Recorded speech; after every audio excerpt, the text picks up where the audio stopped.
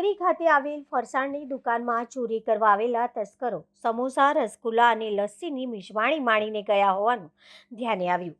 ચોરોએ ભરપેટ જમ્યા બાદ તે ગલ્લામાં મૂકેલા ધંધાની આવકના રૂપિયા 1 લાખ લઈ પલાયન થયા હતા।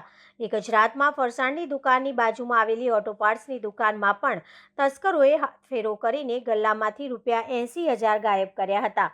બંને મામલે ગોરવા પોલીસ મથકમાં ફરિયાદ નોંધવામાં આવી છે, જે બાદ પોલીસે અજાણ્યા તસ્કરોની શોધખોળ તેજ કરી હોવાનું જાણવા મળી રહ્યું છે। શહેરના ગોત્રી રોડ વિસ્તારમાં હરિનગર બ્રિજની નીચે ઉમા સ્વીટ્સ એન્ડ ફરસાણ નામની દુકાન આવેલી છે। 6 ફેબ્રુઆરીના રોજ રાત્રે દુકાનને બંધ કરી તેઓ ગયા હતા। બીજા દિવસે સવારે આવીને જોયું તો કેશનો ગલ્લો તૂટેલી હાલતમાં હતો। આ ગલ્લામાં અંદાજિત રૂપિયા 1 લાખની ધંધાની આવકની રોકડ રાખવામાં આવી હતી।